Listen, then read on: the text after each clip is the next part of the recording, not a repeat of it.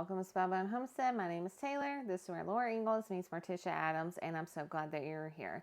Today in this video, I'm going to be sharing with you my Halloween decorating plans for this spooky season. Just kind of talking about the overall vision that I have and how I plan on executing that. So if that sounds good to you, go ahead and grab your cup of coffee, tea, or beverage of choice, and let's chat about it. This year I decided to go with the classic vintage Halloween motif, so to speak, and sort of like have primitive touches with Halloween decorations, and that is pretty much the plan once again in my living room. So classic black and orange. I really like primitive decorations, so I'm thinking this year we could probably craft and DIY a lot of that this year. That'll be really fun videos to make, some DIY Halloween decorations. And so I'm kind of going to go with that same feeling as well this year, because my living room is very dark and masculine, and it's decorated like dark academia, have lots of antiques and dark colors and dark wood.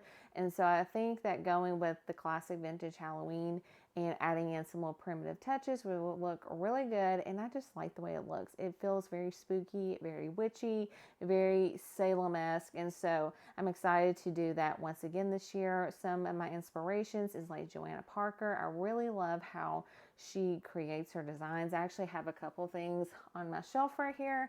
It just looks spooky. It looks vintage, and I really like that. And so I'm excited to do my living room sort of the same way this year.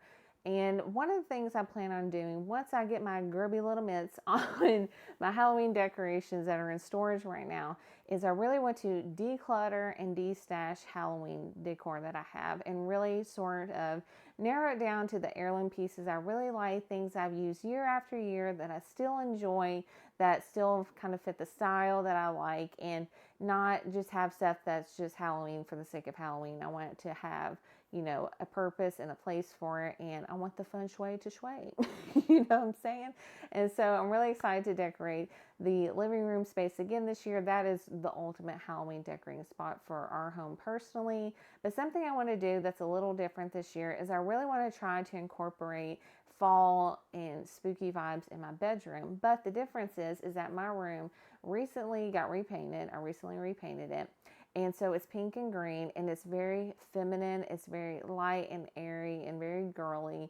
And it's a totally different, vibe than what I have in my living room, which is dark and masculine. And so I think it's going to be a lot of fun to try to figure out how I can decorate this room with touches of spookiness and Halloween without it being in your face, just to have like a little splash here and there. And I think it's going to be fun to try to figure out how we can create that in this space in particular. What I want to work on this year again is foliage and texture, because I feel like that really amplifies things. I think it elevates your decorating, because sometimes for me personally, when I'm decorating, it just feels like I'm setting something down randomly and it doesn't feel tied together.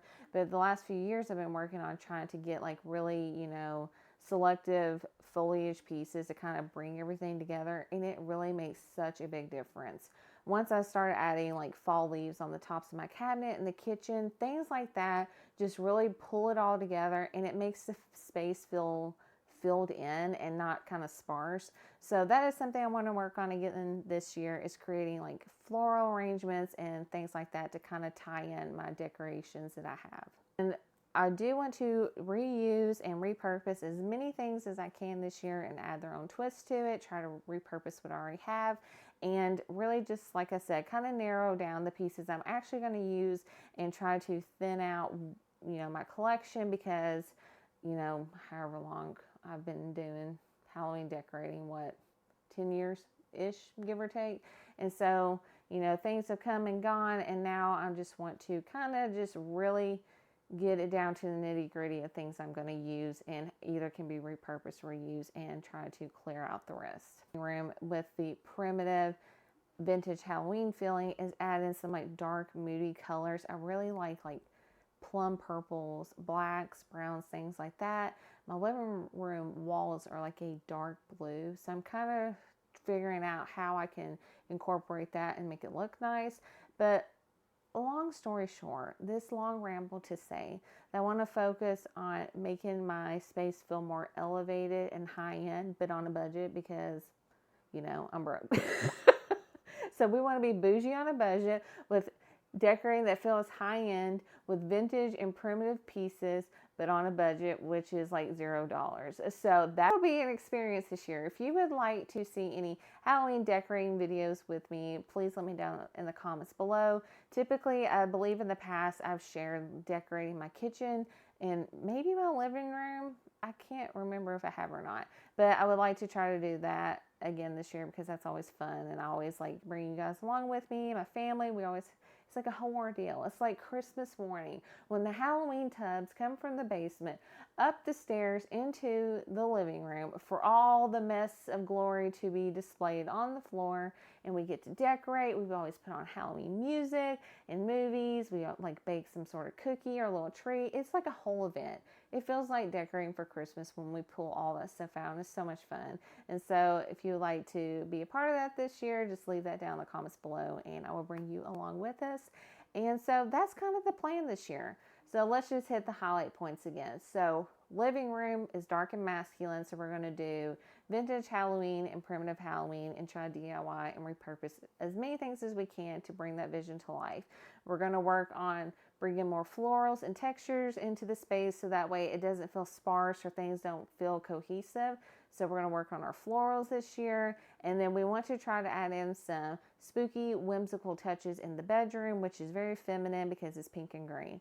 And I don't know that I've ever really decorated like that before for a specific holiday. So that'll be fun.